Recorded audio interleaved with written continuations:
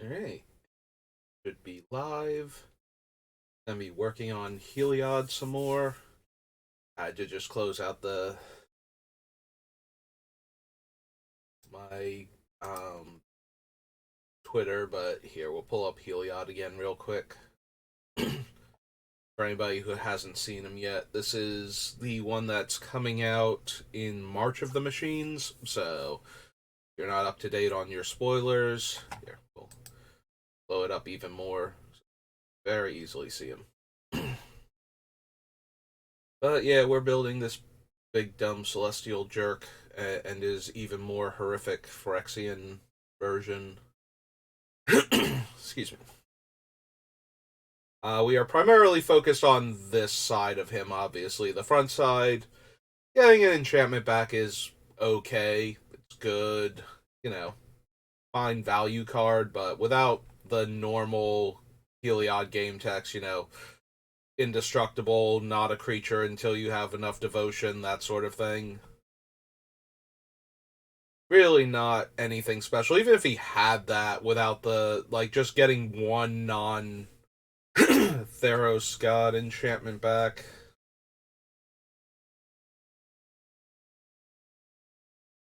wouldn't be anywhere near good enough, but the Warped Eclipse is absolutely ridiculous. mostly this portion of them right here. The spells as though they had flash. We might not even wind up using that. I think there's merit to building the deck in a way that stops the opponents from interacting with us, because we are going to give them a ton of cards to work with. Um, with the intention of, yes, we're giving them tons of cards, but our spells basically cost 0 mana. Or, any spells with colored mana requirements are down to those colored mana requirements. So, we finished off with Exodus yesterday, which brings us to Fallen Empires, which I am not expecting to have anything despite having a handful of artifacts that we would be able to cast for free. I kind of feel like nothing in here is going to be what we want. Yeah, Hand of Justice, even that one white mana, I don't think so. Sorry, Homerid Warrior, this is not the deck for you. Haitian Phalanx, one white for a 2/4 banding is okay. Oh man, with Heliod and the reduction, Acacian Skirmishers is what its casting cost probably. That's not true. It gives all the creatures banded with it first strike. That's a little strong for what it was. Four 1/1s for one white mana.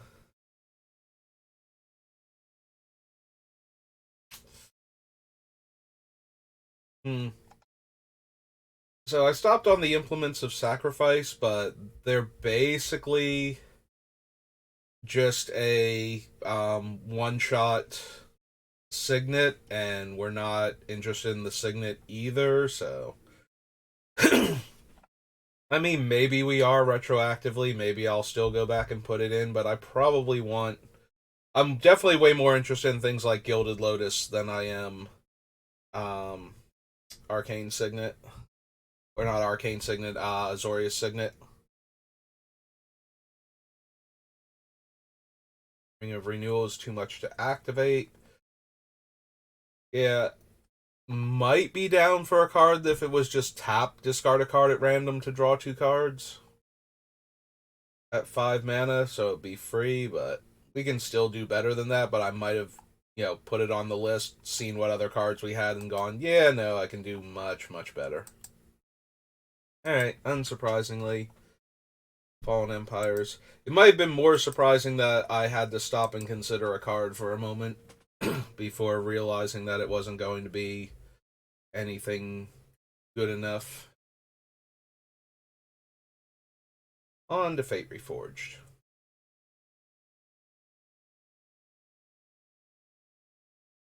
We'll Bolster 1. No. Sources you don't control. If damage is prevented this way, you may have channel harm deal that much damage to target creature. Nope.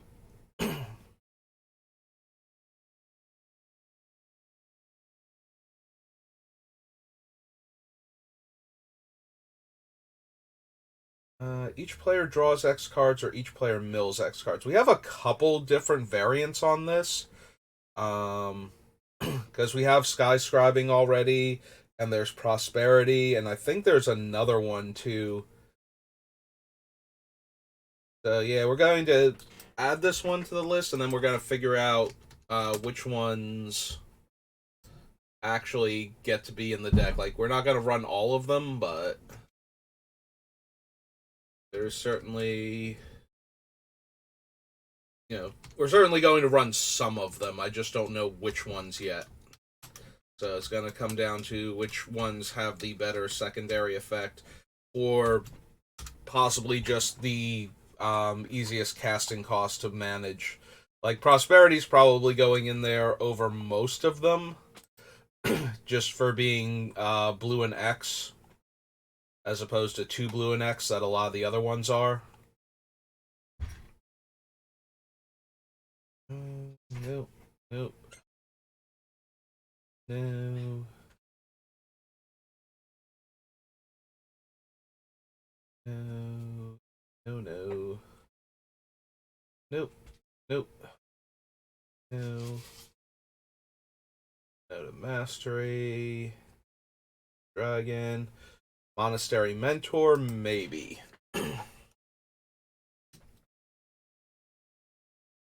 Oh no, it's Astery. Yeah, there we go. Oh no. Or not. It's 2 white for a human monk. 2/2. Yeah, the Mentor has the possibility of making into the deck just by generating a huge number of creatures in a single turn, and then we can untap and kill all of our opponents with this massive army of creatures, and maybe like 1 or 2 spells cast to, in this case, to trigger their prowess. But there's also like Taurend, who can make 2/2 flyers, and a couple others. I think we put the Docent of Perfection on the list yesterday for that same reason. Yeah, we were looking at you the other day, Ojutai, and you didn't look great, and you still don't. Return each creature card with mana value X or less from your graveyard to the battlefield. Exile those creatures at the beginning of the next upkeep, and exile Rally the Ancestors.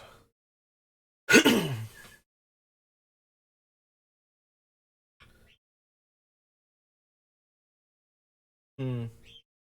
That is the cheapest version of this effect, but I think we're more instant and sorcery based than we are creature based. Like, the creatures that we have are going to be giant dumb things that aren't going to be able to attack at any point in time with that, so.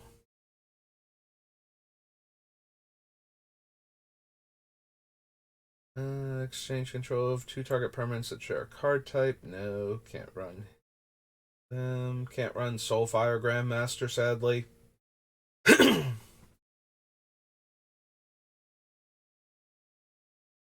Yeah, we can do better than Temporal Trespass.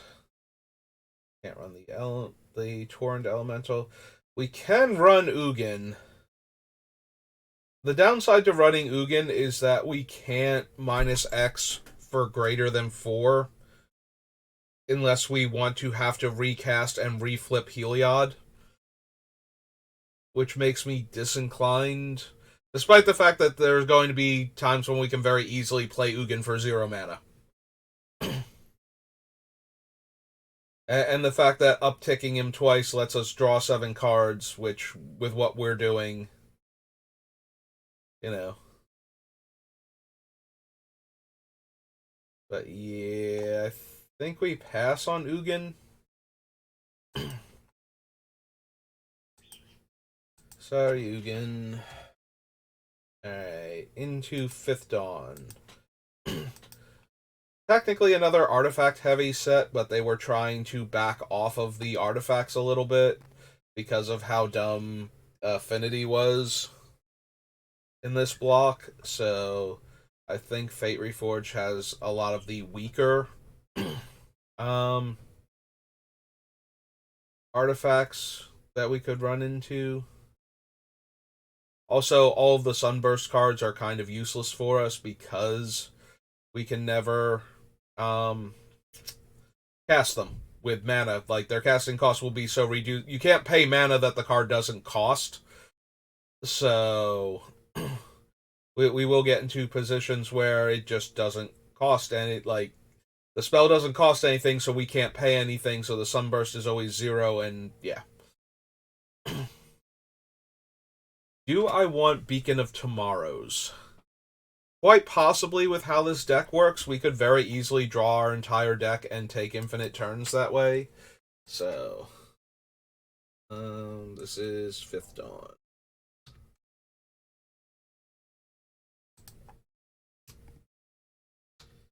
Beacon of those. This is 6 blue, and a sorcery.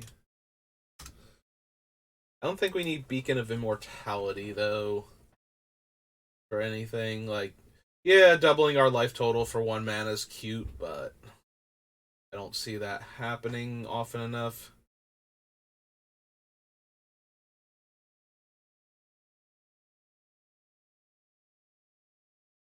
Yeah, I think we can do better. Like, I almost definitely want, like, Turnabout for this deck, and probably Palancron. But I don't think we need Blink Moth Infusion. We can't run the Bringers because of their 5-color identities. Don't need any of these. Can't run the Composite Golem. I don't think this is going to be a Crucible deck. Nor is it going to be a Doubling Cube deck.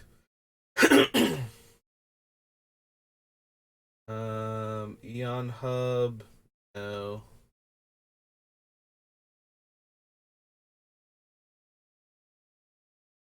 Can't run Fists of the Suns. Nor would we want to. We're already making everything free. Why would we want to spend 5 mana on them?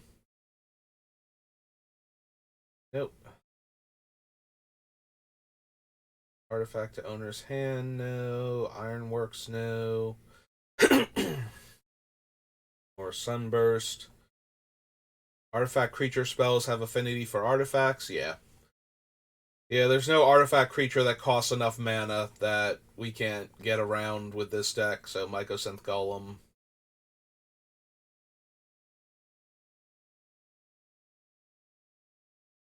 Yeah, that's kind of the opposite of what we're trying to do, Possess Portal. I appreciate your enthusiasm, but I'm gonna hard pass there. Uh, Station. That thing. 1 second.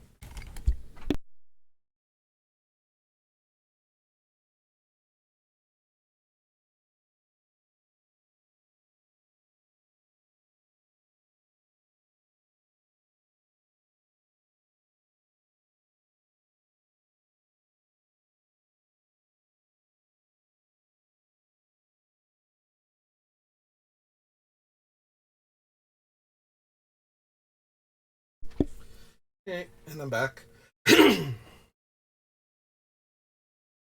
Let's see. Solarian, no. Sunburst creature. Yeah.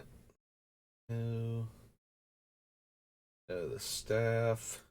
I keep getting stopped by things that work well with infinite mana because I'm thinking we have functionally infinite mana, but not to activate abilities, only to cast spells. And only colorless right now, so.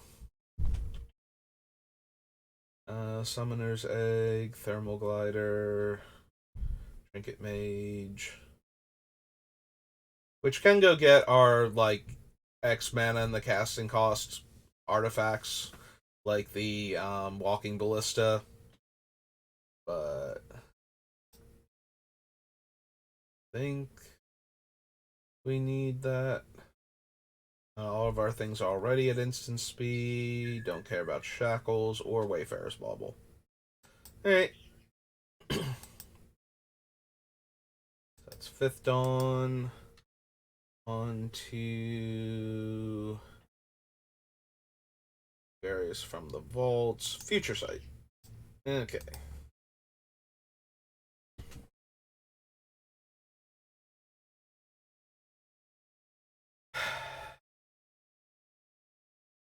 Alright, I was gonna joke for a second about Akroma's Memorial, but it does give haste. Like, the other abilities are all nice, but blue and white don't really have ways to give creatures haste, especially not multiple creatures normally. So the Akroma's Memorial giving all of our creatures haste might actually be a thing. So I was about to joke about playing it because we could, but we actually can, and that might be correct. Yeah, if we wind up doing what I was saying before, where we use the card, there are a bunch of cards that won't let our opponents cast spells on our turn. So giving them 10 billion cards in hand doesn't matter if they can't use any of them for anything. And if we can give all of our things haste, we wouldn't even need an extra turn after that. We just get to attack with a bunch of Eldrazi Titans, so...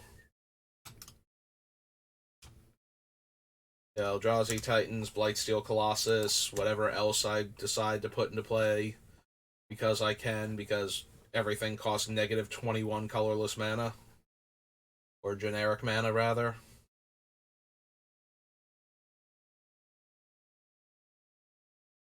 Yeah, the metric for this deck is that we are expecting to play against, like, 3 opponents, and our goal is to make everybody draw 7 cards in a single turn using any of the various Time Twister variants. And once we have done that, all of our spells now cost negative 21 mana. So, but only the generic mana. At that point, though, we can literally cast anything we have the colored mana for, so...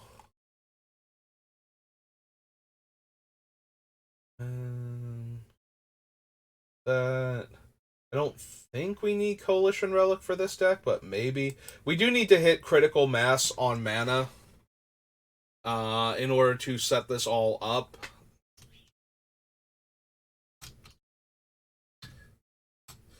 So, I'm going to favor Artifact Mana because blue-green is not particularly known for its land ramp. White a little bit. Did I say blue-green? Blue-white is not known for its ramp. Land ramp. Like, maybe white a little bit because of cards that let you catch back up if somebody else is ramping and you fall behind, and then you can play extra planes because of it. And it's almost always planes, too. Like, you either have to get like Tundra variants, actual dual lands, or you need to get basic planes, and that kind of...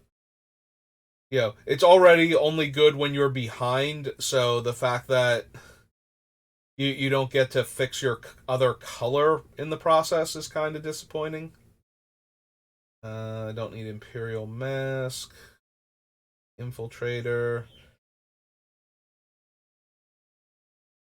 Oh, it's Intervention Pact. I was like, why do I not see Pact of Negation next to it? But I forgot it doesn't start with the word Pact in that case. No to all of these. Maelstrom Jin, Magus of the Future. Magus of the Moat. Eba.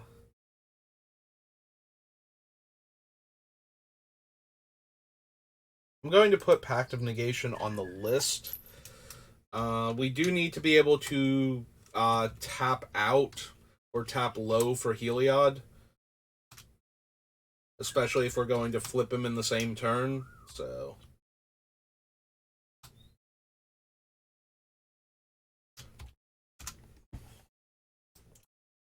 So we do actually need him to.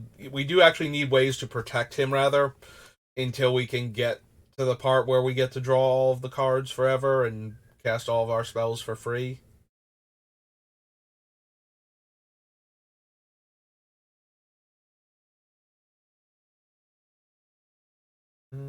So far, no to all of these.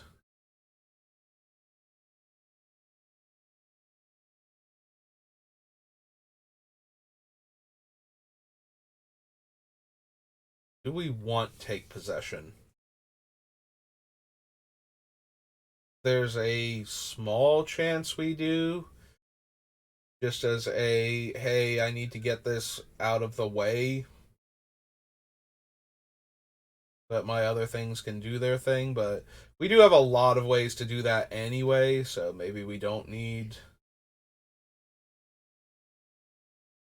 Because I remember looking at the thief, I forget his name now, the one from the core sets that eventually had to get banned because he was a human that you could cheat in with Winota, and he's like a 7-drop, and he steals one of your opponent's permanents.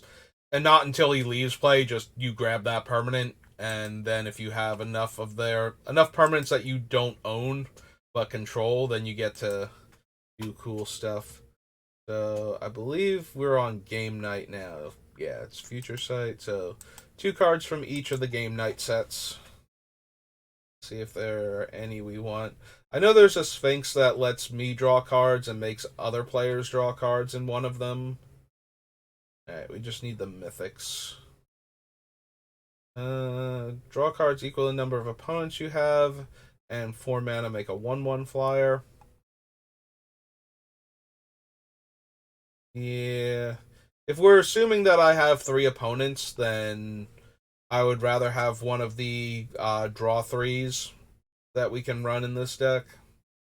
Create a number of 2/2 knights equal number of opponents you attack this turn. Yeah, not helping anything. Okay, so that was the first game night. Second game night.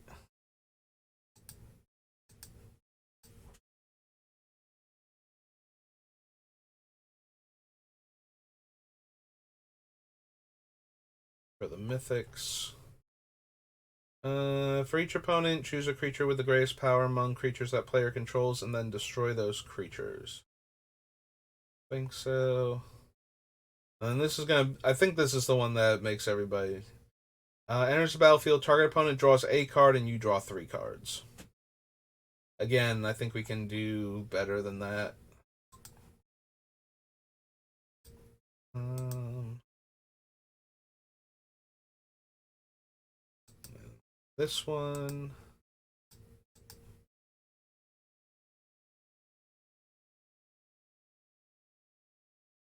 Yeah, remember that these ones have legendary creatures. Beyond that, I do not remember what they do.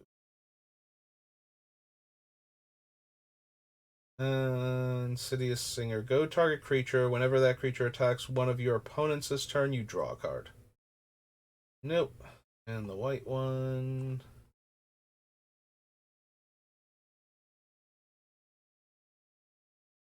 As long as it's your turn, equipped creatures you control have indestructible.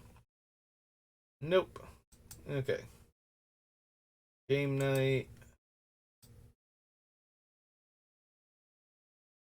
Yeah, real quick, let's check the gift pack before we do the gate crash, since it's only going to be 2 cards. Whenever one or more creatures you control attack, they gain indestructible until end of turn, and creatures your opponents control attack each combat of 8. So no and no. Okay. Check that, and now we can go on to gate crash.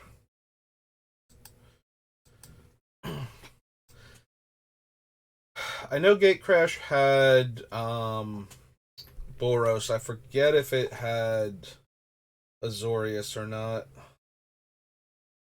I think it had Demir, so probably not. If we have Boros and Demir.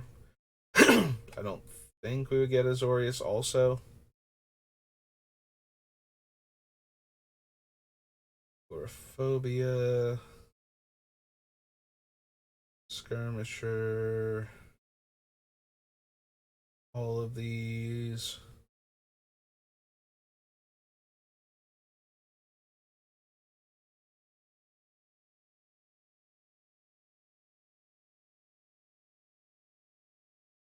Pulpit. Diluvian Primordial enters the battlefield. For each opponent, you may cast up to one target instant or sorcery card from that player's graveyard without paying its mana cost. The spell cast this way will be put into a graveyard, exile it instead. Well, there's Enter the Infinite, which will cost us 4 blue even when we're doing the cool thing.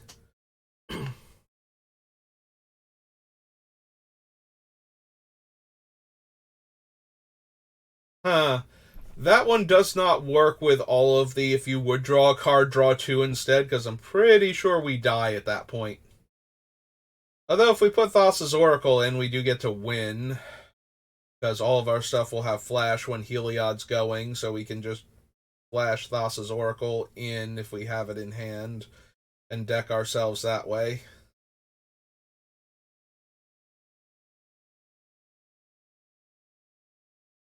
Oh, no, wait, that wouldn't work. We would need Lab Maniac specifically, because we'll deck ourselves in the process, so it's not, we can't cast it in between drawing the cards that we're required to draw from the card effect. So there's no point in time where we can cast it where we have no cards in our library anymore. So yeah, this is more of a Lab Maniac win.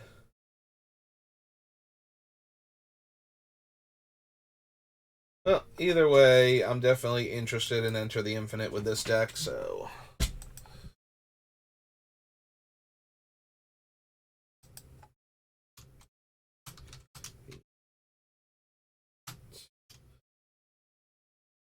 Is 8. 1, 2, 3, 4. It is a sorcery, right? Yep.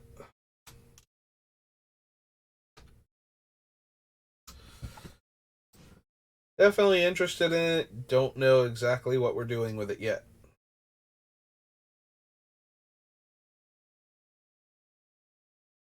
Nope. No, no, no. Go to Illusionist Bracers. Obligation. Night Watch.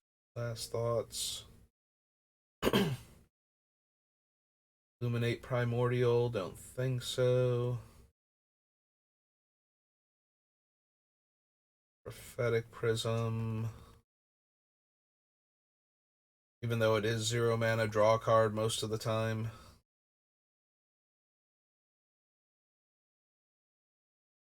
To be fair, it's 0 mana, draw a card when we're winning or doing our cool thing. When we're not doing our cool thing, it's 2 mana to draw a card and does nothing else in our deck, so. Probably best avoided as we try and find stuff that will let us win the game. Once we start getting close. That was Gate Crash. We did the gift pack. There's not going to be anything in Zhang versus Mu. Yeah, let's just head to Guild Pact.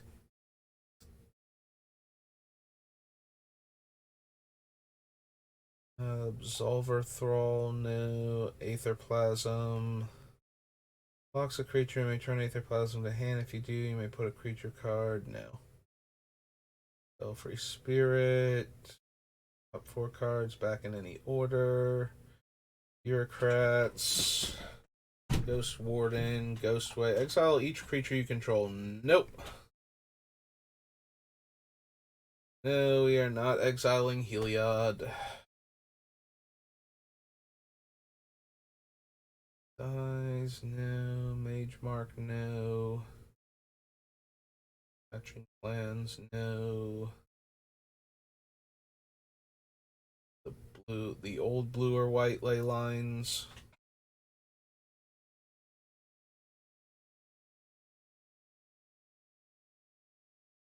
Eh.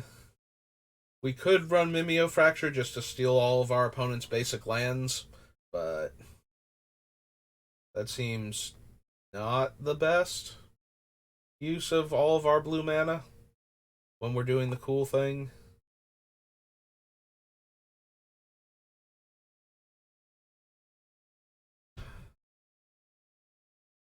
There is a world where I want repeal.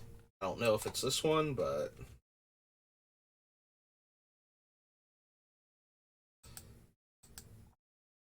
since repeal is basically bounce a non-land permanent draw card when we're doing the cool thing.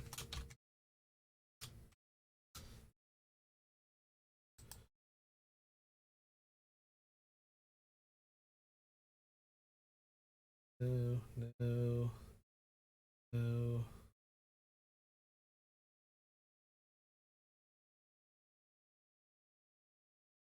My life total?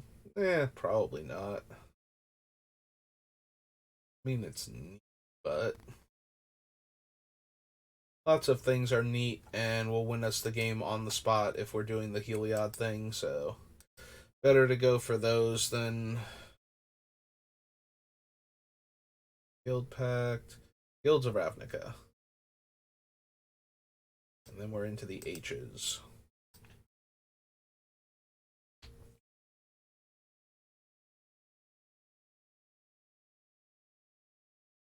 Blade Instructor, County Agent,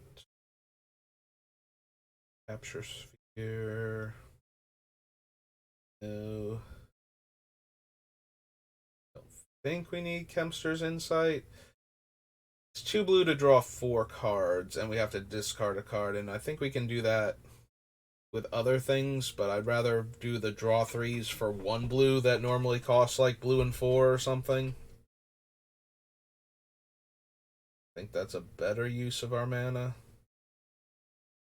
Divine Visitation, Dream Eater, Secrets, Flight of Equinaughts, no.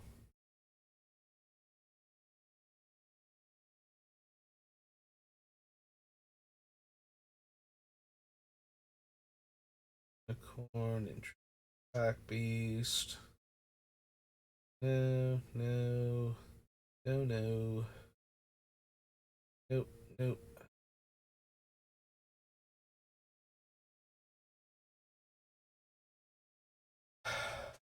Murmuring Mystic falls into the same category as the other ones. Makes a 1/1 flyer. eh. I don't think so. I'm starting to wonder if we're even going to bother with. Like, we have so many things that are really powerful we can do with this deck. Oh. Oops. Oh no, we're on Guild Path. Never mind. I feel silly now. Right. Oh no, this is Guilds of Ravnica. So, hang on. Nope, go back. Guilds of Ravnica. That's where we are. Yeah. I forgot which of the many Ravnica sets we were on that starts with Guild. Murmuring Mystic. There's 3 in a blue for a human wizard.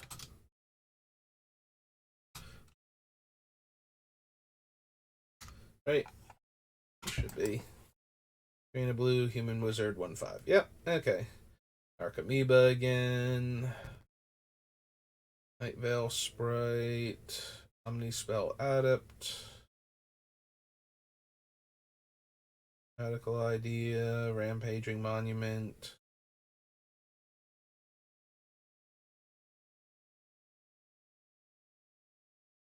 Nope. Nope. Canyons. Take Heart. No. Loxodon. Sorry, Wishcoin Crab. I know you got those cool pincers. Alright, so that was the last thing. right? There's Guild Pact and then the historic, or Guilds of Ravnica and then the historic mythologies. Ah, yes, the Mighty Homelands. Let's see if there's a surprise card I'm forgetting about here. Creature spells can't be cast. Pay for life to destroy any player. Yeah, no, I like my creature spells. And I don't think paying for life is enough of a drawback for the opponents. Ah, there we go. I can cast Ebony Rhino for free.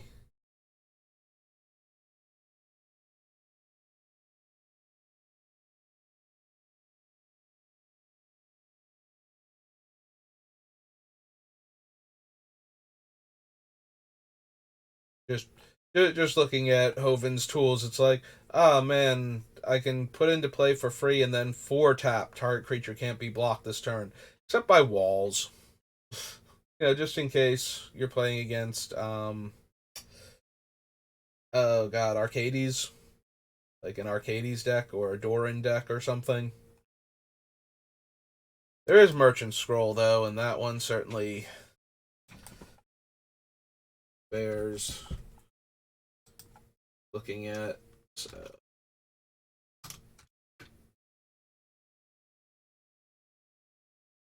blues, three.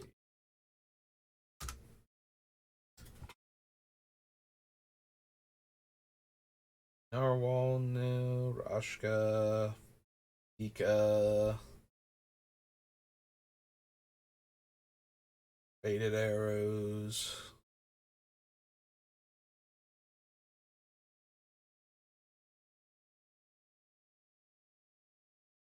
There's a part of me that wants to run Truce just to see if we can get anybody at all to gain 2 life off of this spell.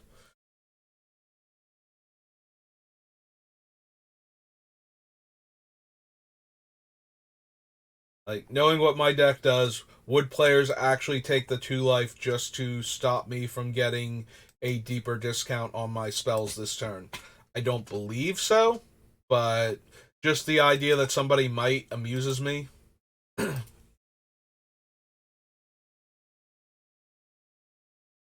Given how the deck works, though, A, I don't think it would matter much, so B, it would always be correct to draw the cards anyway.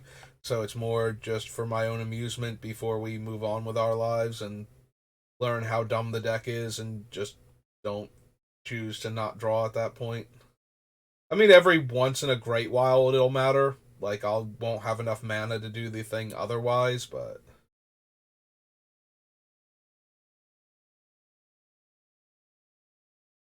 cooperate, countervailing winds, crested sunmare, dagger of the worthy, all the deserts.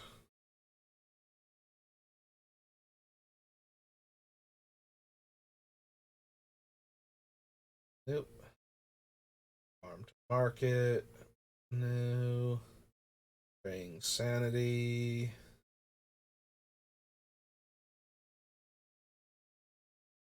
Nope. God Pharaoh's gift. Nah, I don't think so. Hour of Eternity. So triple blue, target cards from my graveyard, and make 4/4s. Costs 3 less to cast. There are 10 or more non-land permanents on the battlefield. Nope.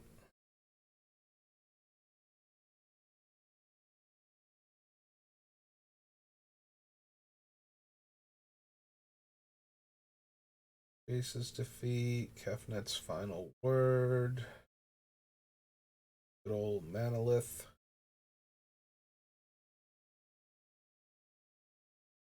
Think we need Mirage Mirror for anything?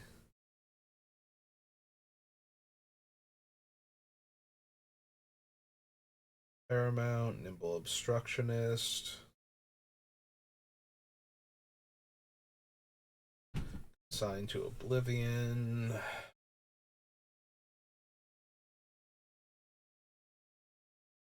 Less Mercy. Ominous Sphinx. Overwhelming Splendor. Depending on what we're playing against, Overwhelming Splendor just kind of ruins one particular opponent's day, but I don't think we need to run it just to do that. Although there would be times where if I had it and there was one player that was obviously going to be the problem, I could just shut them down super hard. I don't think this is a Solemnity deck unless we find some other cards that combo with it that we suddenly decide we want. Yeah, I can see Swarm Intelligence being a thing. Alright, so this is our.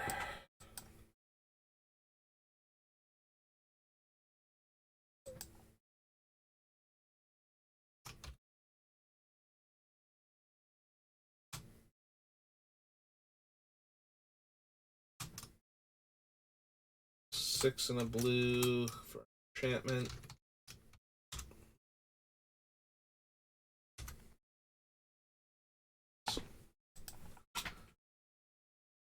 Card a card unless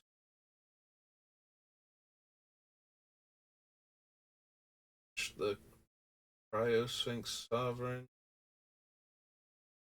Bolus is unplayable.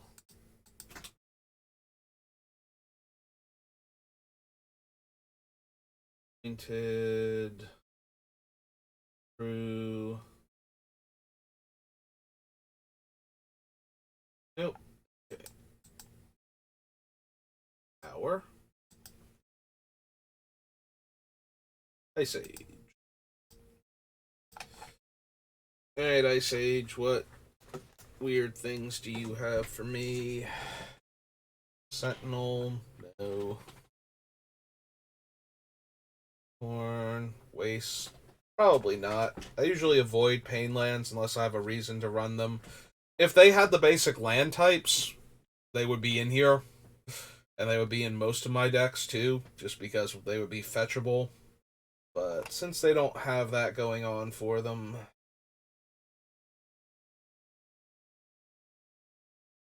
Battle Cry, Binding Grasp, Brainstorm,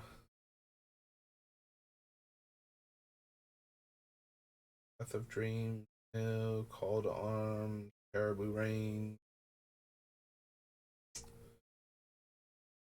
nope, Clairvoyance, Cold Snap, Counterspell, Crown of Ages, still nothing. No to the Bottle, no to Enduring Renewal.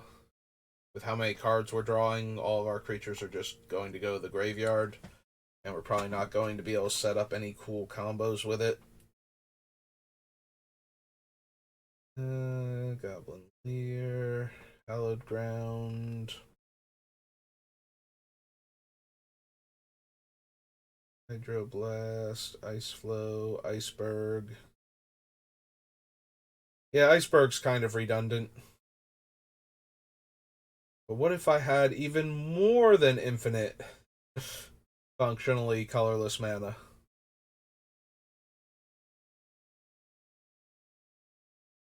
Jester's Cap and Mask. Alright, Mask is kind of funny, but mostly if we were heads up at that point.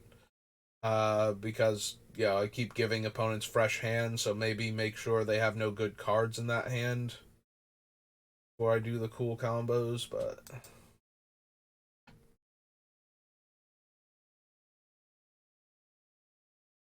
Lost Order, Mercenaries, Trance, Mistfolk. About to say Mist Form, but that's not what it is.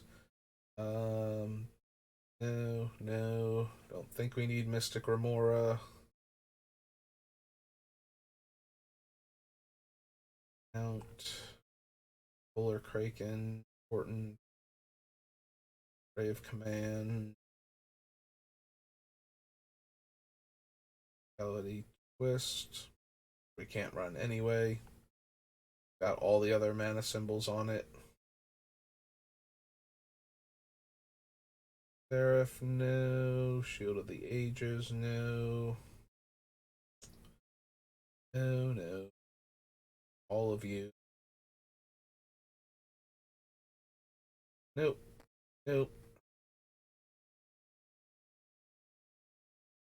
Yeah, no, Landwalk's not really the thing that's killing me, is it? Time Bomb, Updraft, Vexing Arcanix. Not 100% sure which, honestly. No, the Winter's Chill, Zoran Orb, Zer's Weirding.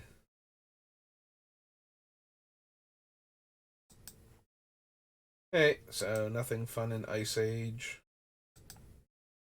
So after Ice Age comes Ikoria, but the Commander set.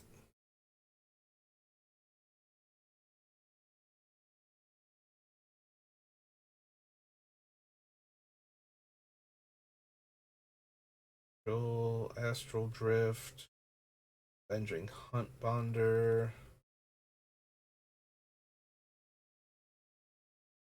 Yeah, as amusing as double striking Ulamog is, seems entirely unnecessary.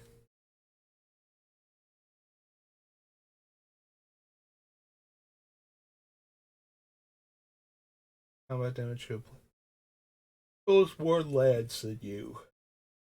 No, I don't think so. Say Nova. Trilobite falls into the same category as the icebergs. It's like, yeah, I can have double infinite, basically. But that seems unnecessary. I mean, it certainly helps with X spells because I don't actually have infinite. I only have very close. So,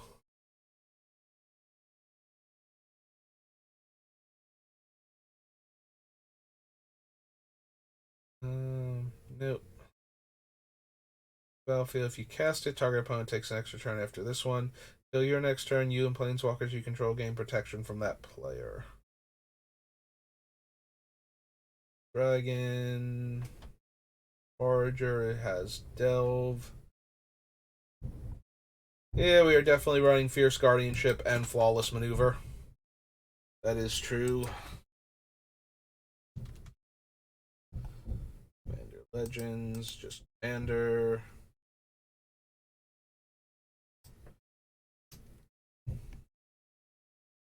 So, Fierce Guardianship and Flawless Maneuver.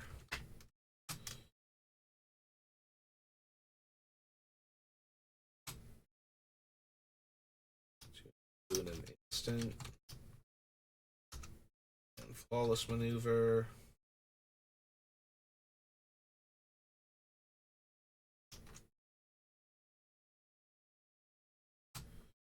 Is 2 and a white.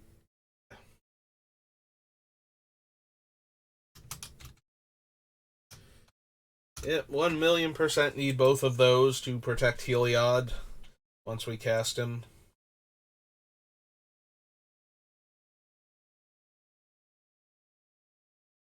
Can't really use Halden because we can't use the other half, and more so than anything else, Halden and his weird dog need to be in the same deck. Graveyard to the battlefield. Nope.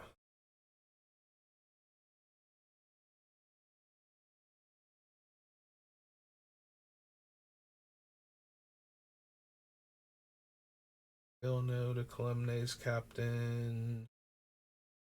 All these. That. Ring Mystic.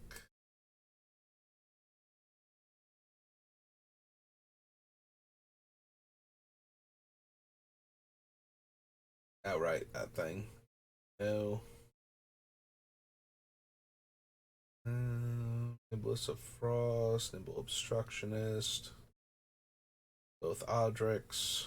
Or the original two Odrix. Now there's a third Odric.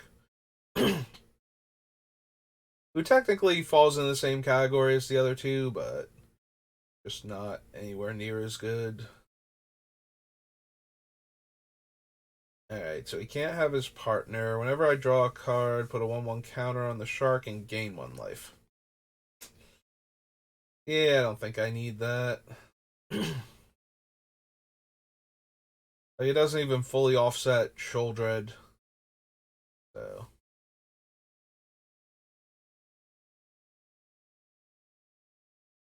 Warm intelligence again. There's Talrin for later. Excuse me. Beginning of your end step. If you attack, make a human. No.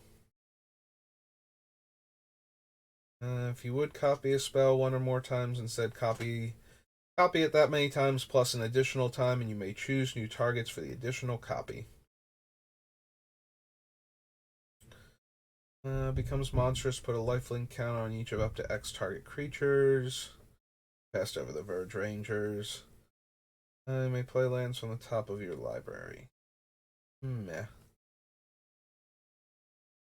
Ball and Zatalpa. Alright. So now for actual Ikoria.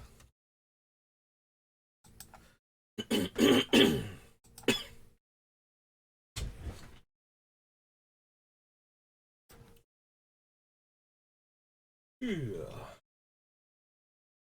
Come on, actual Ikoria, give me something cool. Even though you're a 3-color focus set, gotta be something. I want to cast for like 1 or 2 mana that normally cost 10. You're a giant creature set. Alright, so I've passed on a lot of these like six-ish mana draw 4 cards. Do I want one that I can cycle away for 1 mana when I don't have the extra blue to cast it? Probably not, but that's the closest out of all of the Tidings variants to being something I would actually run, so.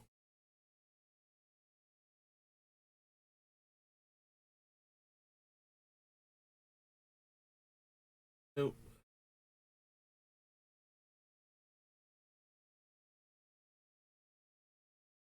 Your Farfinder for a basic land, reveal and put in your. Nope.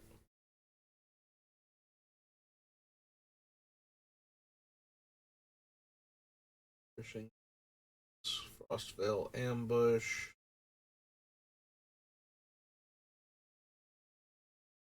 Oh no, not Flourishing Fox. Frostlinks.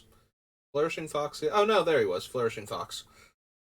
I was like, wait a minute, that wasn't the creature there. That's a Frostlynx.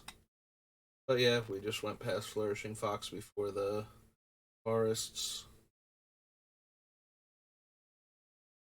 Tiger.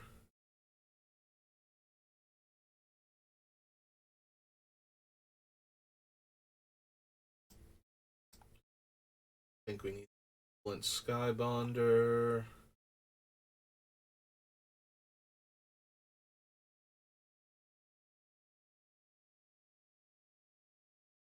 Hmm. So most of the time, Keep Safe is going to be a blue mana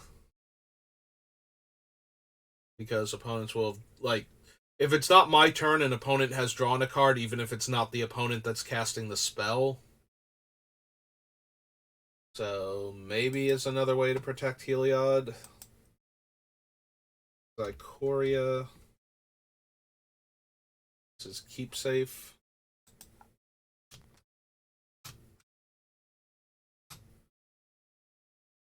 One, two, extent.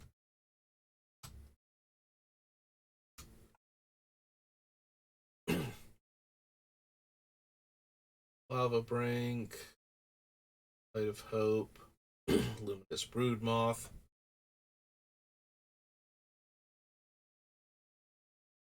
Mythos.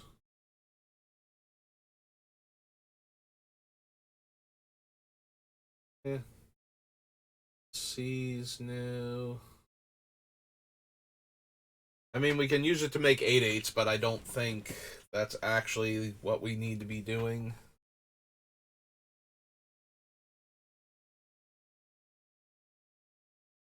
Like, it's not as unplayable as I initially dismissed it as, but it's still not like we can be doing so many better things with the cards that we have access to. Alright, if we do go down the route of Monastery Mentor and its kin, probably interested in Shark Typhoon.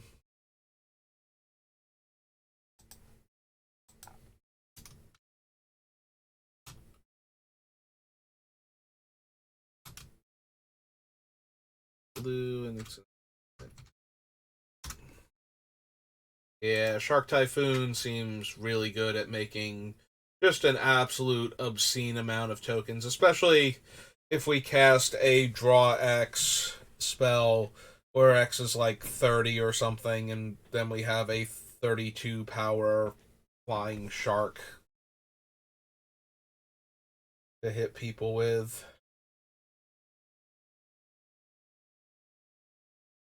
Splendor Mare. No, no.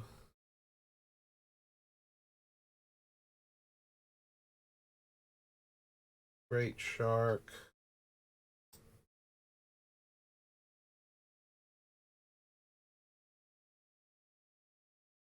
That's okay. You can go to the next page. Silly thing.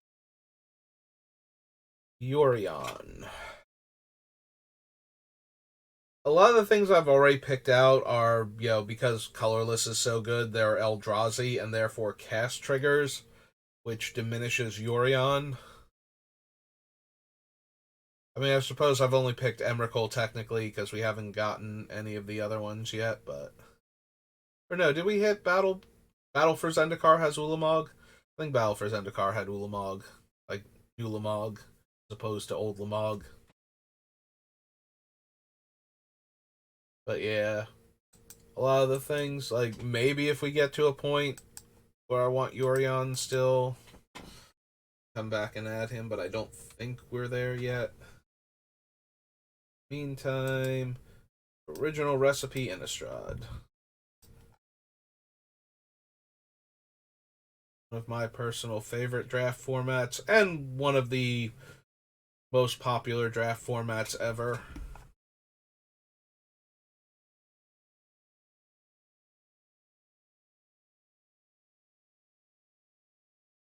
Lots of fun and interesting decks to be had.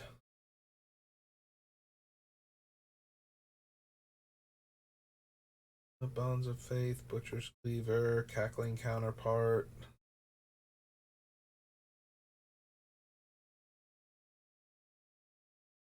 Uh, no. Nope, sorry, Creepy Doll.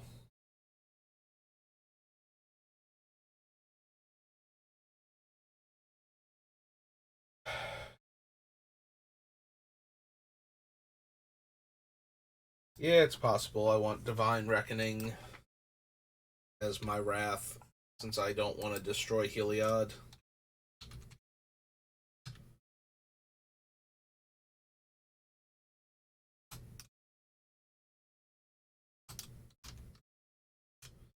It is 2 white, right? It starts off at Wrath of God, mana cost. Yeah. Flashes back for 7.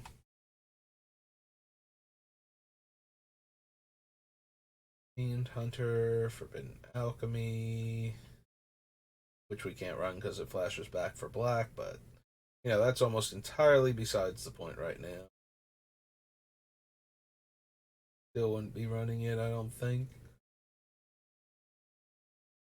Card selection is nice, but we're going to need quantity as well. Alright, let's add the Laboratory Maniac, because we can definitely. Despite the fact that we are running infinite Time Twister variants, we can still very easily deck out with this deck, so. Wizard, I believe.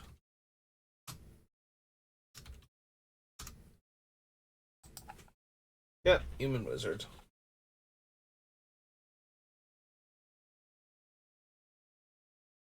X stuff, Manor Gargoyle, of the Meek, Machias.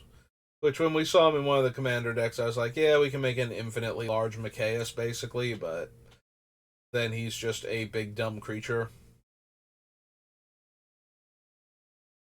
No evasion, no, like, not even trample.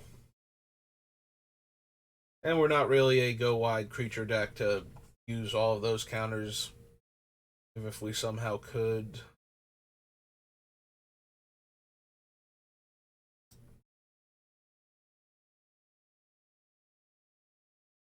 Ooh. Mapcaster Mage. Hmm.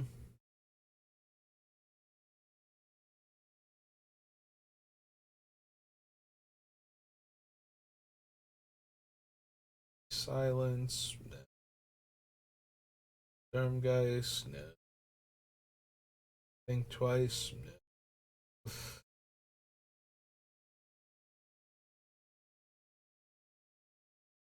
That's everything. I don't think we need a Witchbane Orb either. That's OG Innistrad. Now for Crimson Vow and Midnight Hunt. So first the main set.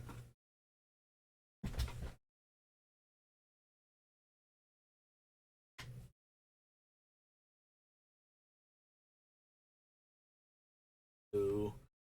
Pathers, no. Biolume Egg, no.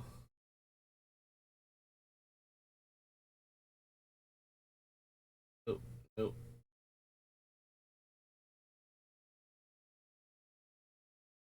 Patient only.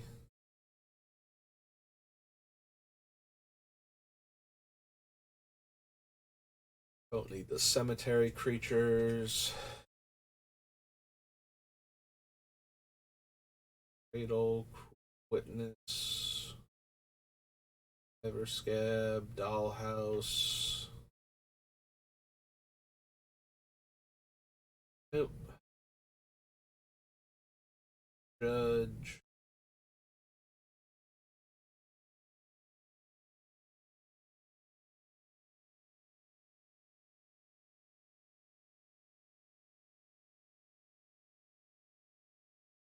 I think so.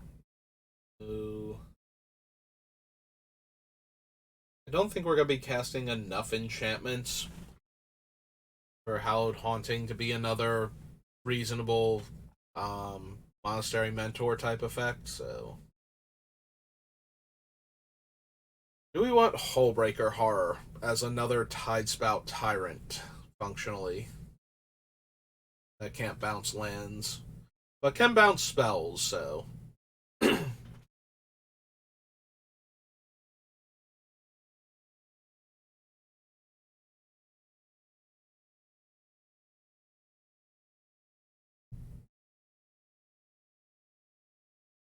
Maybe?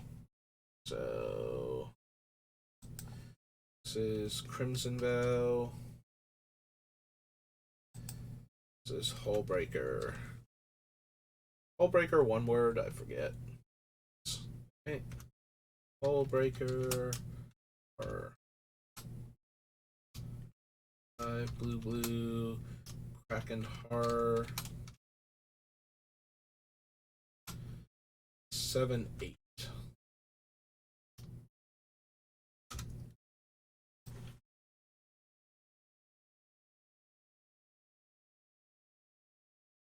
The journal.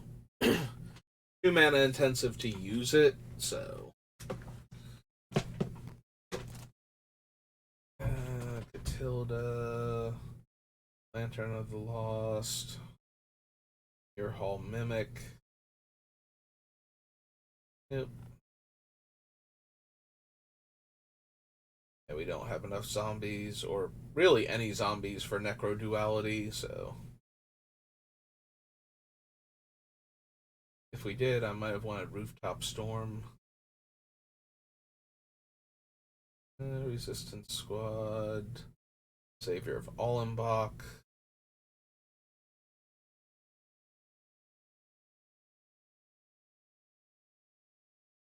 Go to the Swarm. Guard is summoned.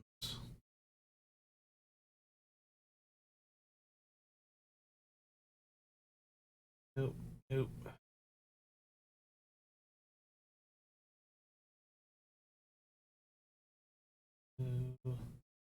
Old Syncopate, Thalia, Thirst for Discovery,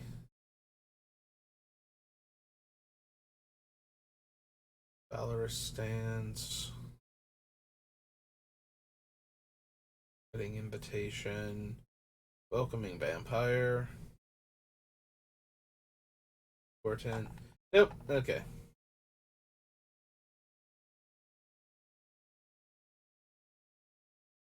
I said no, but I'm looking at Witness the Future real quick to make sure that isn't something I want, and it doesn't look like it is. Alright, so that was Crimson Vow. Crimson Vow Commander real quick.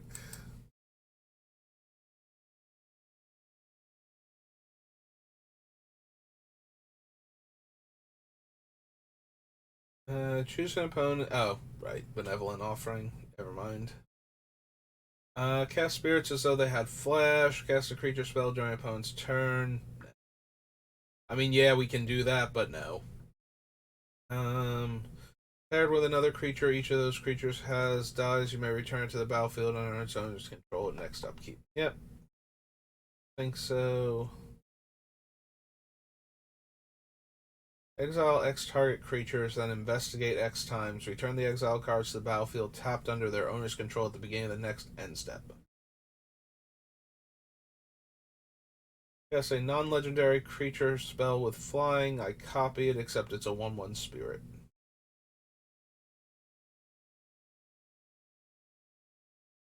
Prevent all non-combat damage will be dealt to spirits I control.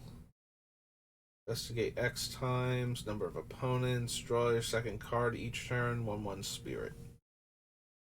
Nope.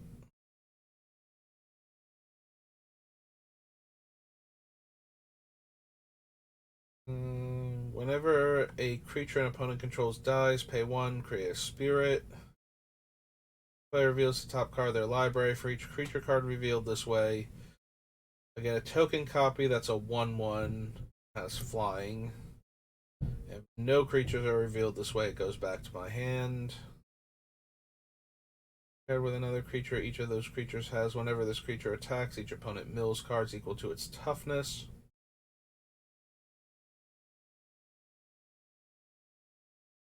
Millicent, 4/4 flyer, or another non-token spirit dies or deals combat damage to a player, make a spirit token.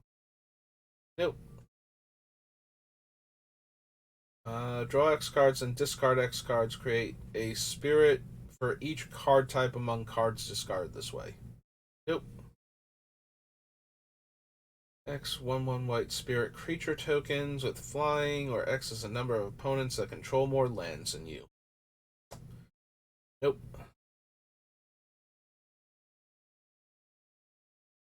Um, Vigilance creature opponent controls becomes tapped if it, yeah, neither of these two are particularly impressive. So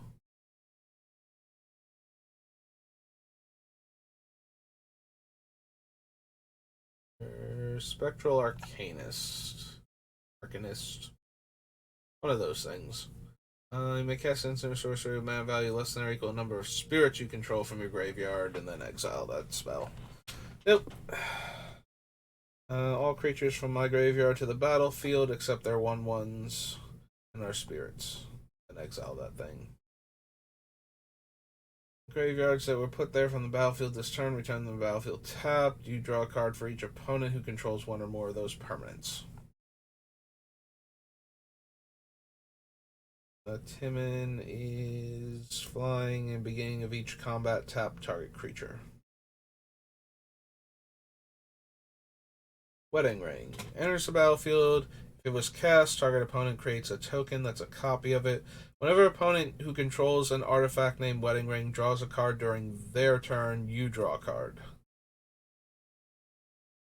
So Wedding Ring is really interesting if we're going to go off during an opponent's turn, since we get to double up on our draws that way, in addition to all of the other double up on draws that we might have.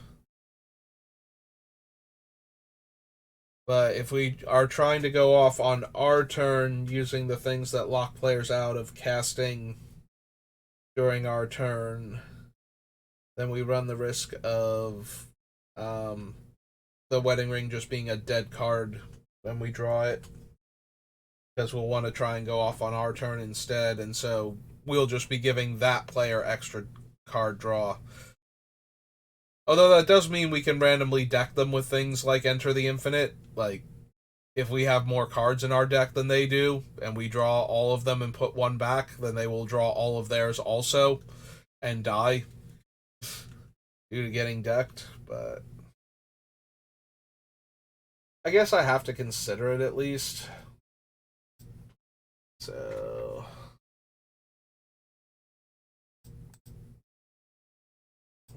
Legends.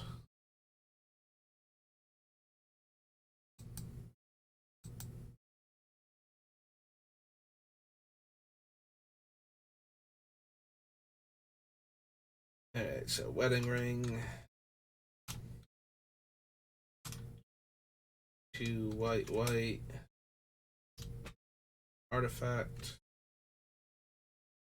Wedding Ring's not legendary, right? Get married multiple times if you can pull it off. Alright, so real quick, since we're down by the commander cards, let's do Midnight Hunt's Commander, which is the third one.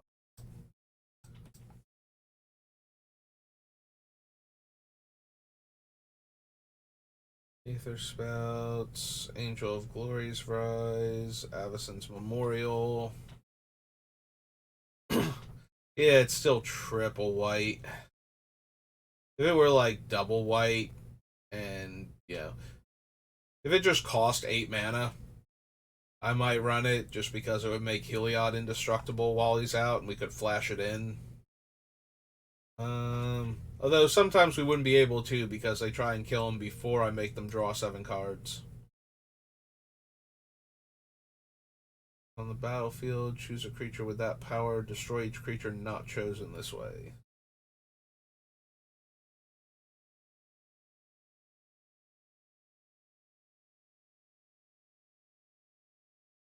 Reveals cards until a reveal creature card. Put that card in the battlefield under your control. Rest of the reveal cards into their graveyard. Base power and toughness 3/3 and lose all creature types.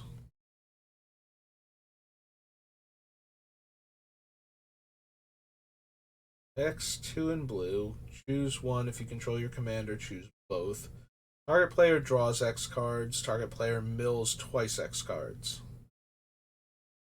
So Drown in Dreams is already just a better stroke of genius since it gives us more options. So I suppose we will want that regardless.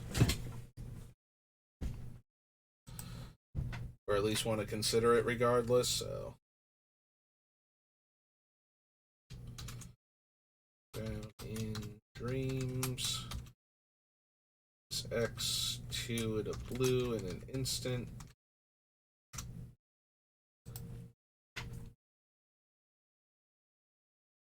Sack X Zombies, so already not happening.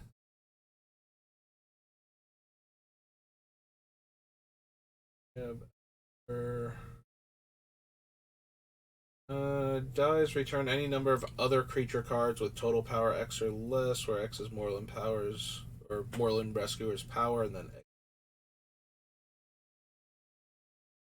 Oh.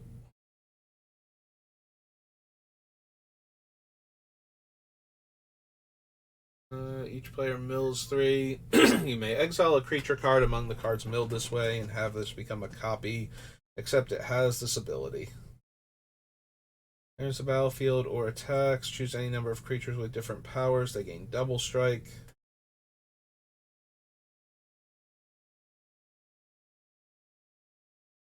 If you control 3 or more creatures with different powers, gain indestructible.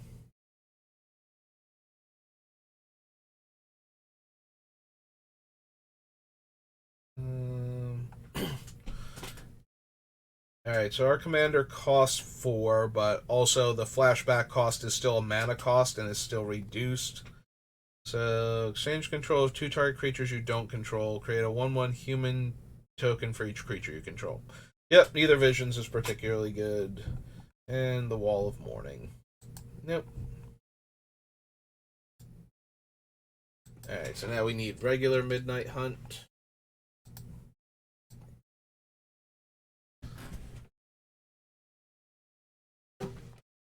Yep, yep, go ahead. Start searching for the cards.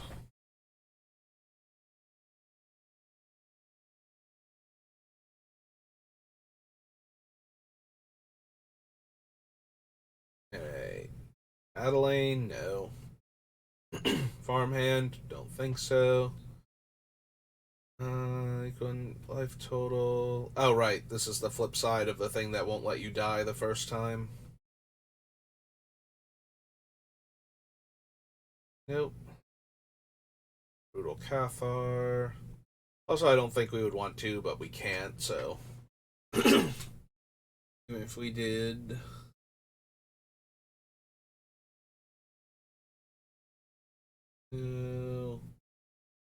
Uh, any number of target players other than that player, each draw cards equal a number of curses attached to that player.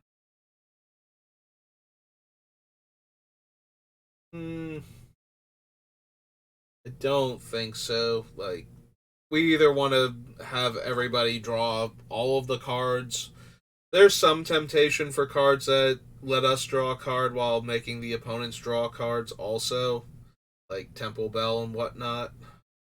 And Curse of Surveillance falls into that category, but at 5 mana, it's one of those ones where I'd like to cheat it into play to begin with, for a much lower casting cost.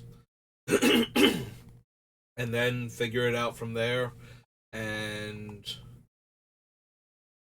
I don't think we really get to do that if we need to have already gotten Heliod down and flipped to make that thing a more reasonable casting cost. So at that point, we're hard casting it at 5, and yeah, I don't think so.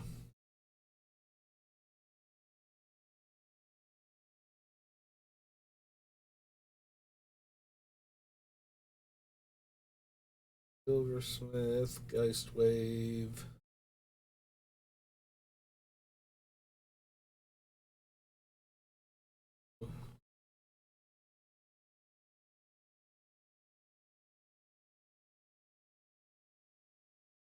Hmm.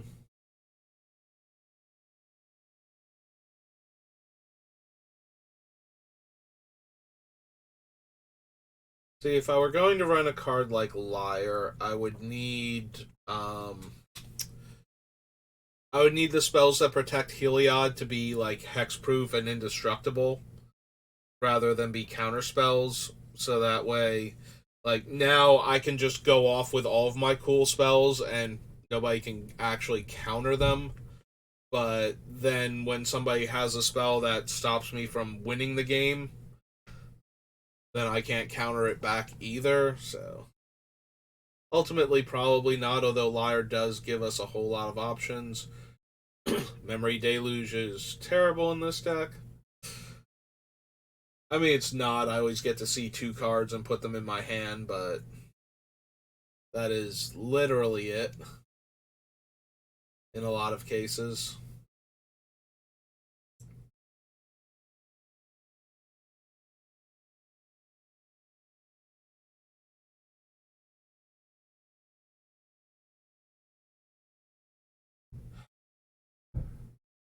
Yeah, I don't think I care for Poppet Stitcher. Having, like, my Drakes lose flying or my Monks lose prowess and just be based 3/3s, probably not interesting for this deck. And the trade off being that while he's in play, I can also make 2/2 zombies that can't block. Yeah, not really feeling it.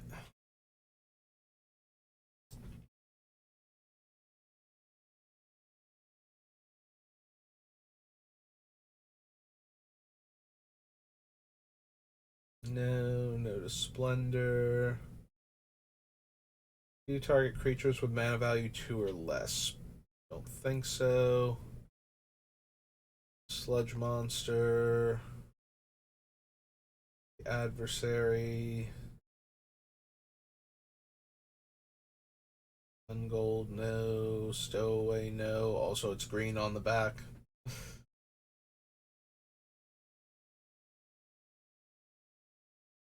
think we need the Celestis.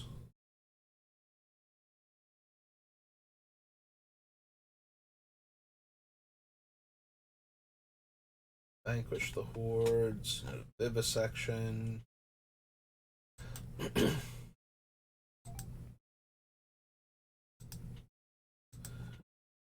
so that was Midnight Hunt. And we did the Commander version, so we are on to Invasion. Where there are a whole bunch of white and blue cards. White and blue gold cards. That being said, I don't think we need Absorb. Leech. Alloy Golem.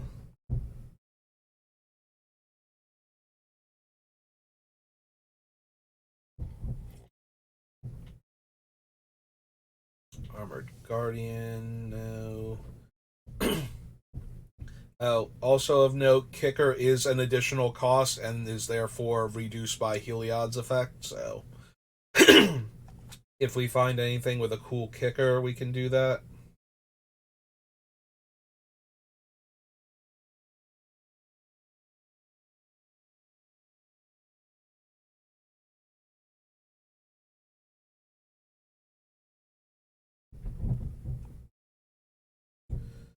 No. On any of the attendants. Dismantling Blow.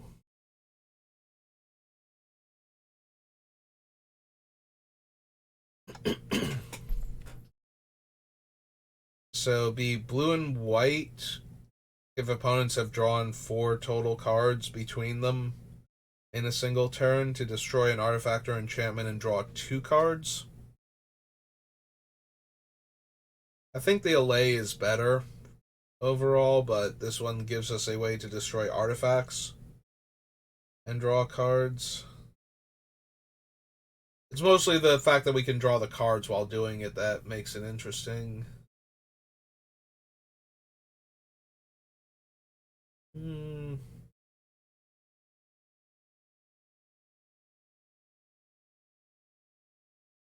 Yeah, I might actually want access to 1 dismantling blow.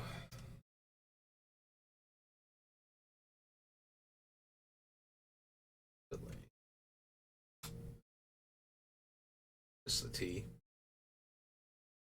Dismant.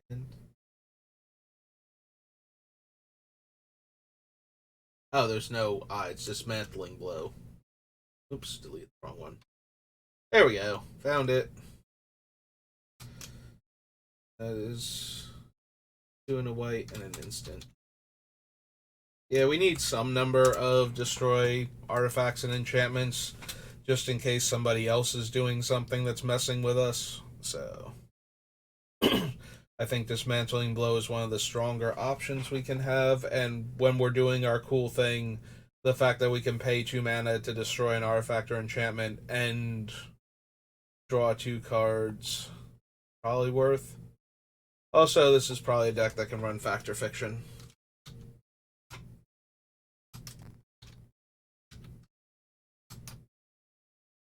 Be very happy with it.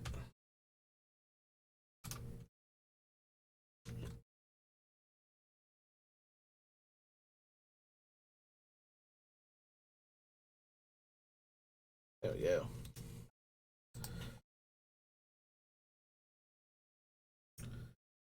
Later Flight. Ship's Navigator. Harsh Judgment.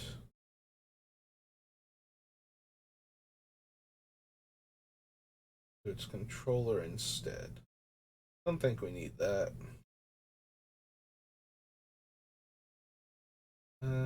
Return that card to the battlefield under its owner's control at the beginning of the next step. Nope.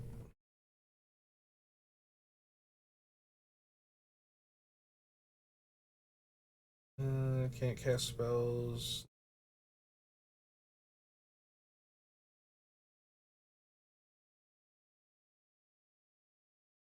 Nope.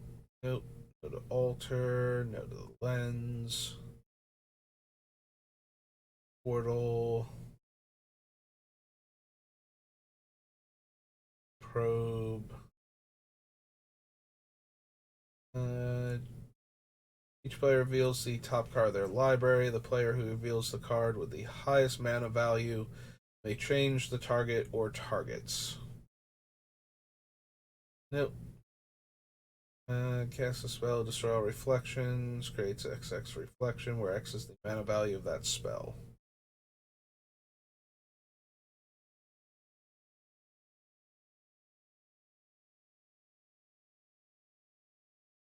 I think we need route. Prevent damage, deal damage.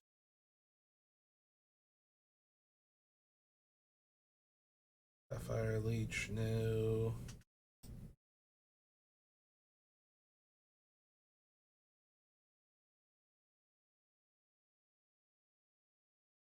Weaver, sparring golem, the stormscapes, or the sunscapes.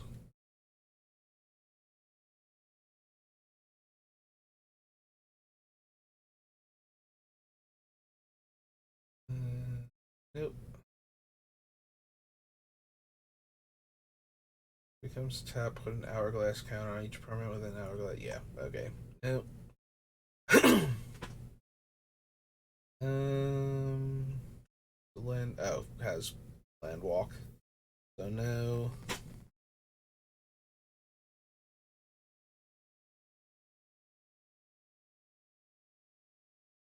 Wash out.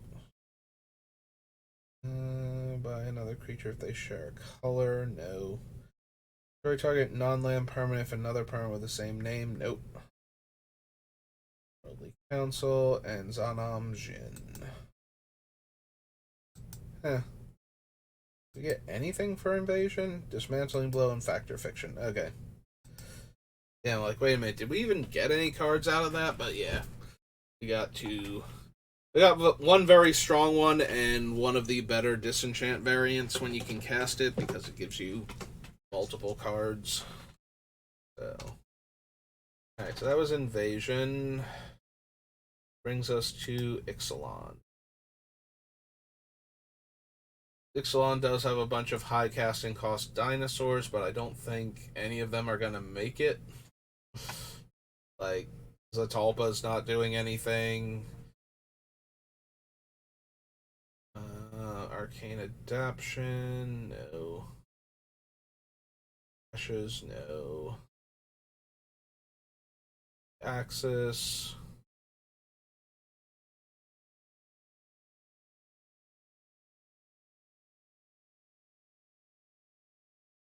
No. By 3 or less, no.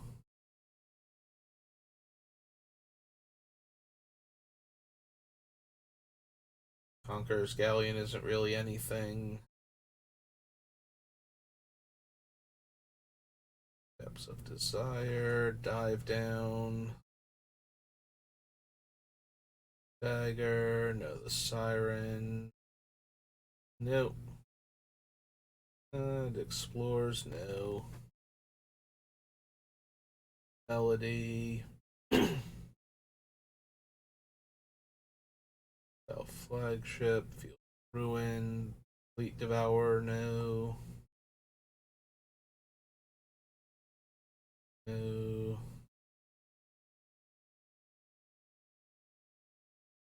You target creatures to their owner's hand. Search your library and graveyard for a card named Jace. Nope. No.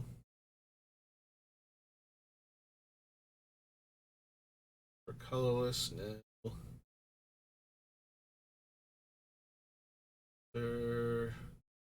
Cleric. Binding. Various Jaces.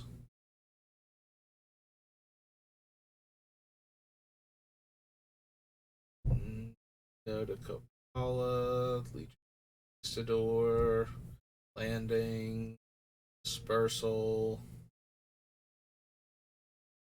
Earn Fane. Nope.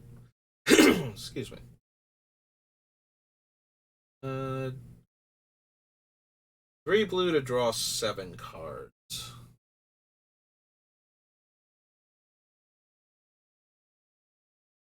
Hmm.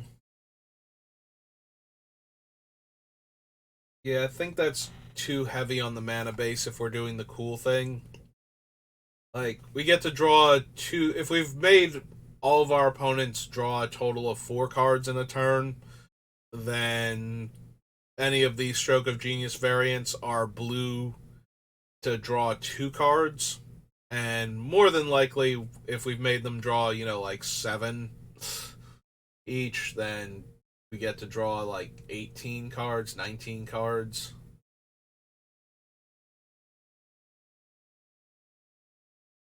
Yeah, 19 cards. So I think we're better off focusing on those than on something that costs us triple blue.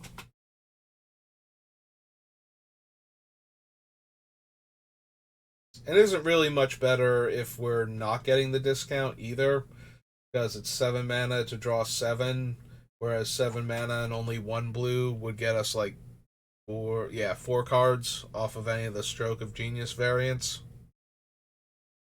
So I don't think we need to search for Azcanta. Hmm. There's a world where I run Settle the Wreckage because it lets me kill all of my opponent's stuff that's, trying to murder me at the time.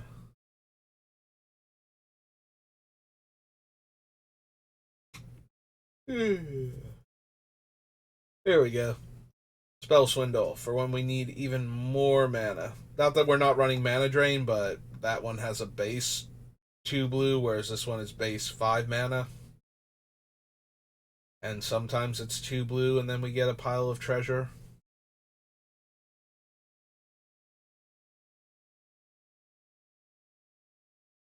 I think we need the Honor Guard. Although there is a world where I don't run any actual comes into play effects and just run cast triggers off of things like the Eldrazi, and then run Torpor Orb variants, so that way all of our opponent's stuff doesn't do anything when it comes into play. Royal non-dinosaurs, don't think so. Seal Vanquisher's Banner. Were Galta and everything from Rivals? Because I did not remember seeing Nizahone. Is it Nizahone? Or is that the...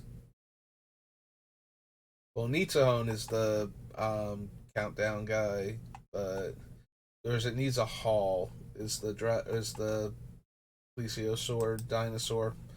I forget now. Oh right, Rivals would be below all of this anyway, so we wouldn't have seen it yet. I guess that's fine. Yeah, Salon, so we're at the bottom of the list. Into Journey into Nyx. How long have we been doing this? Hour and a half? We can keep going then. Formation, presence. Wonder if any of the Strive cards have colorless mana requirements. I don't think so. I think they all have some amount of colored mana to them. But Strive is an additional cost, so same thing applies as it does to Kicker and Buyback.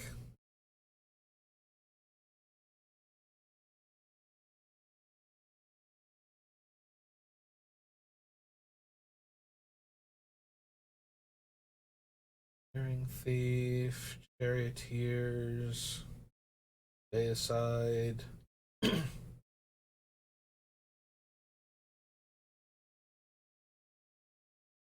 Yeah, I don't think we need the Dictative Crucifix. Howling Mind effects are not where I want to be at. I want players to draw a ton of cards at once, not a couple. Again, when it lets us draw cards in the process, I'm more down for it. So we might run Temple Bell, but or similar cards. But yeah, actual Howling Mines just seem bad. If I'm being completely honest.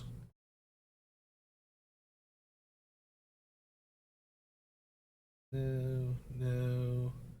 The Siren. Scry 3, top card of your library, draw cards equal that card's mana value.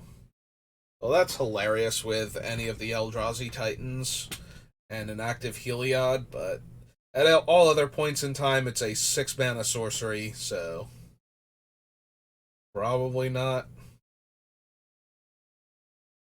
Launch the Fleet has colorless, but it just makes 1/1 tokens. Yeah.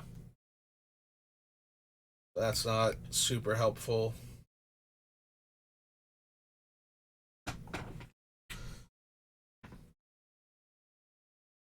No, the Obstinacy, no, the Sleepy Sheep. Poor little Sleepy Sheep, it needs somebody to carry it to bed. But it's going to gain you life in the meantime, so there's that. Put target creature into its owner's library beneath the top X cards, where X is the number of planes you control. Return each creature of its control with toughness X or less, where X is the number of islands I have. I think so. Or another enchantment enters the battlefield, exile target non-enchantment permanent, return that card to the battlefield under its owner's control at the beginning of the next end step.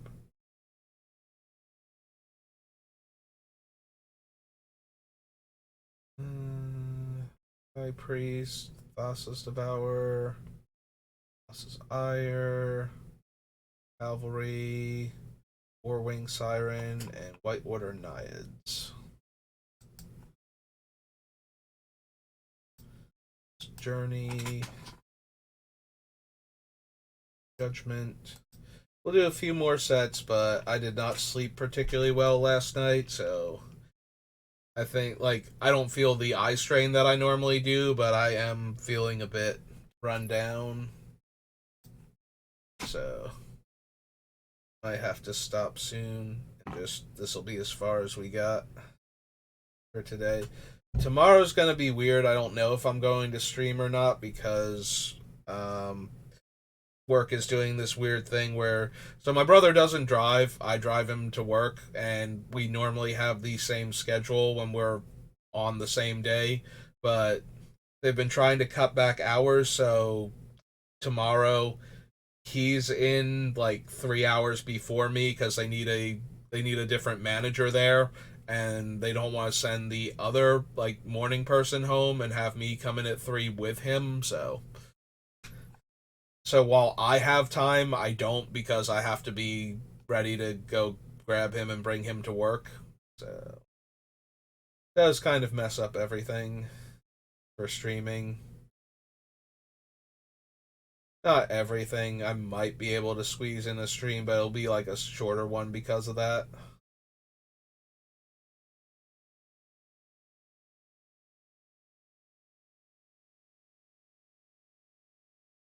Yeah, I don't think we need Flash of Insight.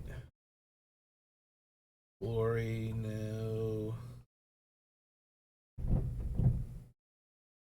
The Funeral Pyre. Guided Strike. Hapless Researcher, no. Urge, no.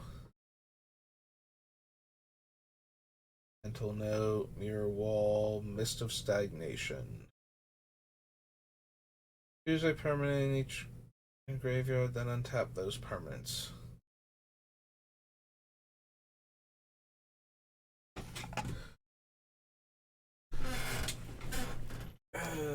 Don't need the Mythmaker. Even if we were going to run the Eldrazi Conscription.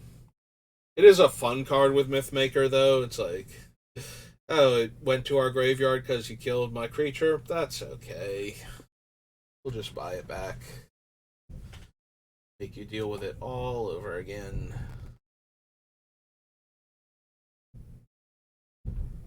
Advocate, Silver Seraph,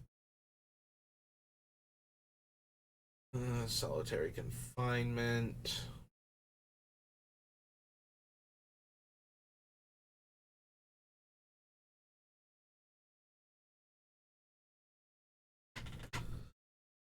Telekinetic Bonds.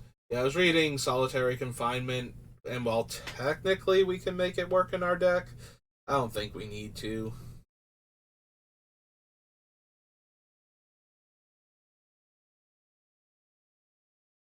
Trisha, Wonder, the Wormfang creatures.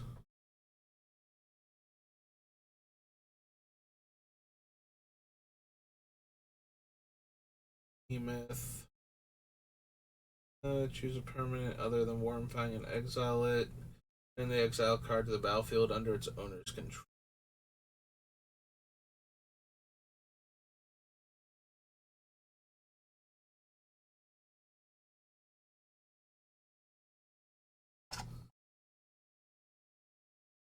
Yeah, none of these are that impressive.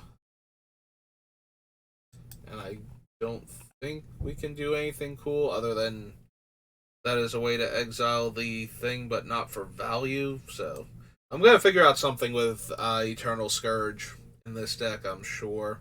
Whether or not it'll be something I actually want to run, that's that one I'm not quite so sure of. But all right, yeah, I had a lot of time today to work on this, but the insomnia is just draining me a bit. I'm not even as drained as I am normally when things like this happen because again, there's usually like a whole lot of eye strain involved and but I feel very low energy. Do I want to keep going? Do I want to push it to like 2 hours at least? What's up next? We just did um let's see, Judgment. So we have the two jumpstart sets. Yeah, we can do the jumpstart sets real quick. It's not like there's a ton of new cards in either of them.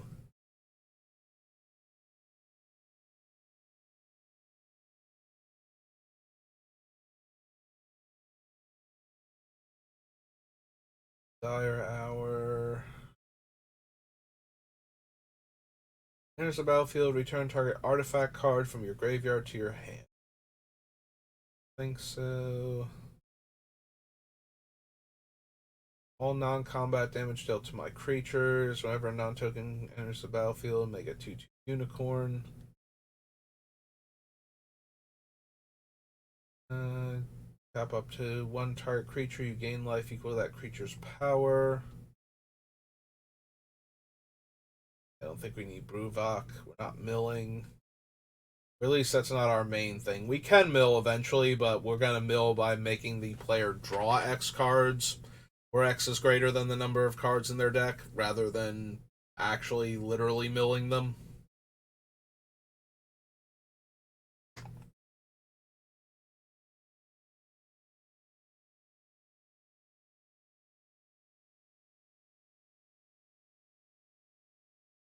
Uh,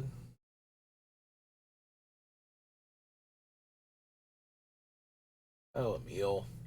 Emil is so frustrating because I got so many Emils while trying to get um, any of the cards I was missing. Mostly the three most expensive cards in the first Jumpstart set. So Tiny Bones, Allosaurus Rider, and Muxus. And I keep opening Emil's, and then Emil got reprinted in both Double Masters and the new one, and it's just like, can you stop, Emil? You were already like the least valuable of all these mythics, and you keep getting yourself reprinted, and it's killing me.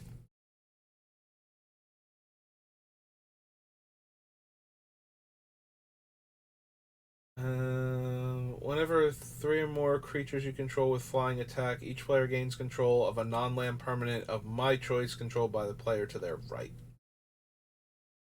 Don't think so.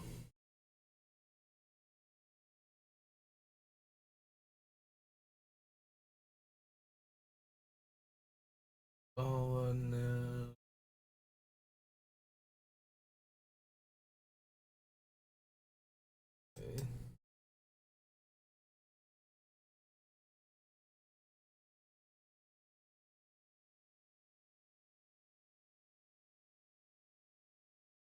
would draw a card while my library is empty. Instead, it gets 5 counters.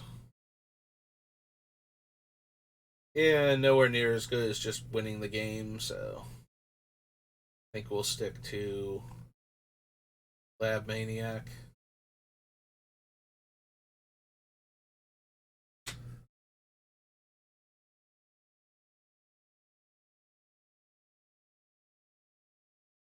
Heuristic Study. Or if we do, we need it from actual prophecy. I don't think we need Scholar of the Lost Trove.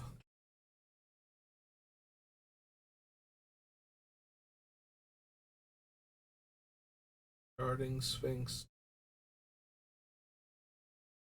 Other attacking creatures you control with flying. No.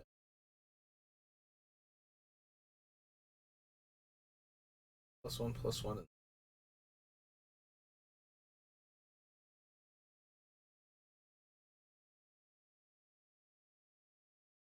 Or the Thriving Lands.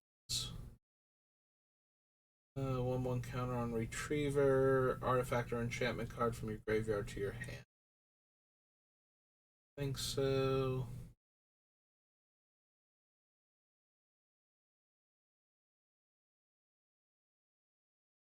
Report. Nope. Okay. That was old Jumpstart. Now for new Jumpstart.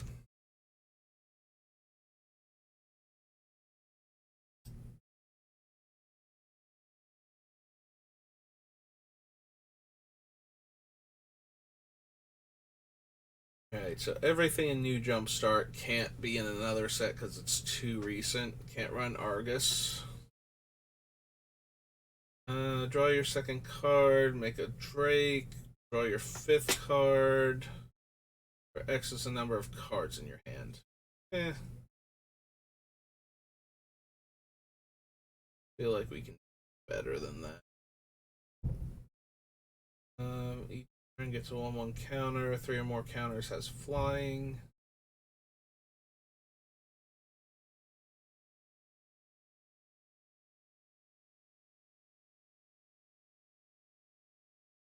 Enters the battlefield, scry 3. Attacks, you may return another creature you control to owner's hand. Can't be blocked this turn. Nope.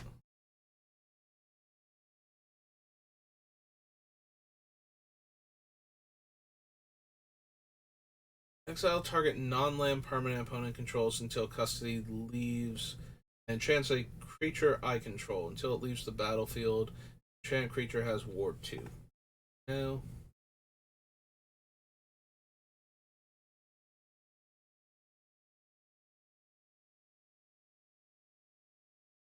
Whenever another creature enters the battlefield, gain 1 life. Exile another creature you control, then return it to the battlefield. Nope.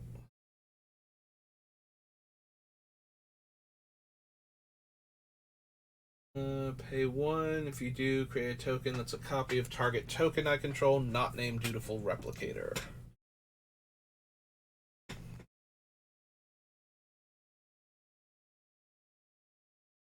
Heal again. Alright, Jumpstart. I've got like 4 pages to go through.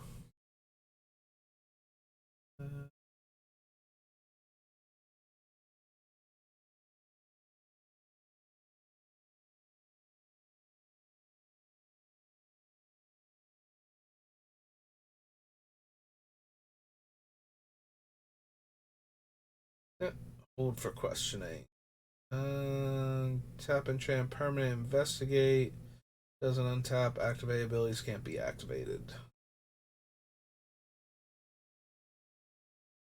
That one. Put a 1/1 counter on another target attacking creature you control. If that creature is a cat, it gains first strike.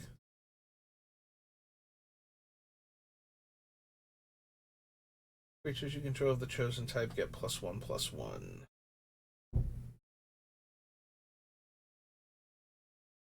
Can't run Isu because it's got green in it.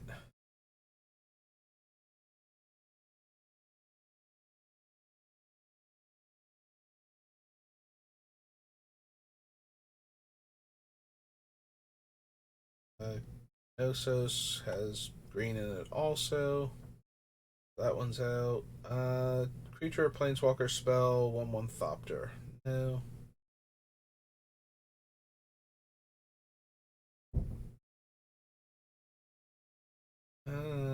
Each other. Beginning of your end step, untap each other artifact creature you control. 5/5 colorless vehicle.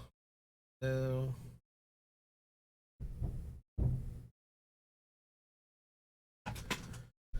Enters the battlefield with 5 counters on it. When another non-token creature I control dies, if its mana value is 1 or greater, I can remove that many counters from the magistrate. If I do, return that card to the battlefield under its owner's control. They just slumber.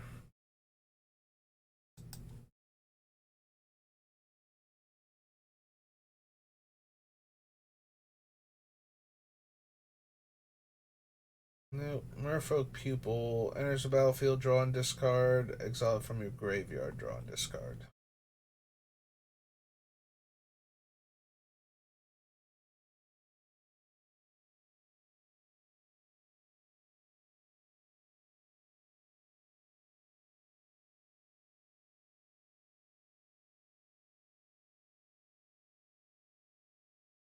Nope.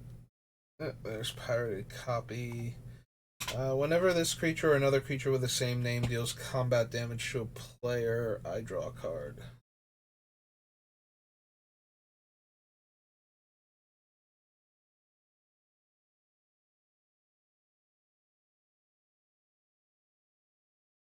Yeah, probably not.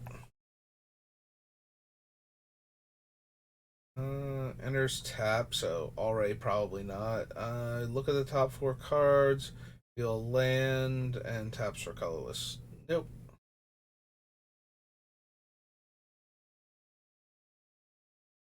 Preston. Another non-token creature enters the battlefield on your control. If it wasn't cast, create a token that's a copy of that creature, except it's a 0/1 white illusion. Sack 5 illusions, exile target non-land permanent.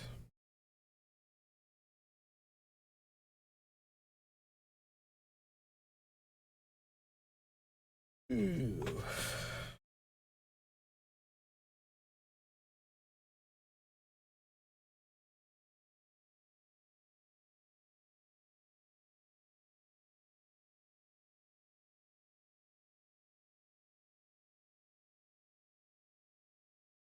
Soul Read. Counter target spell unless they pay 4. Draw 2 cards.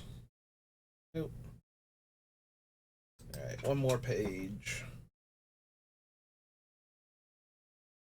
Award Valkyries. Focus on the right side and things that, yep. 2 less to cast if you control at least 2 creatures that share a creature type. Put target non-land permanent. Second from the top. Nope.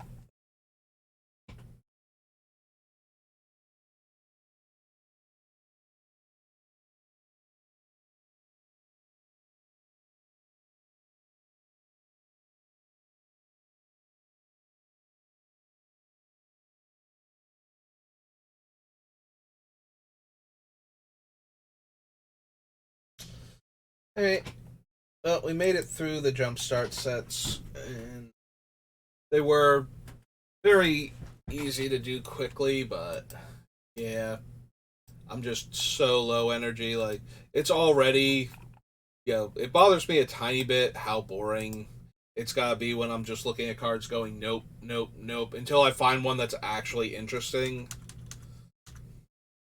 But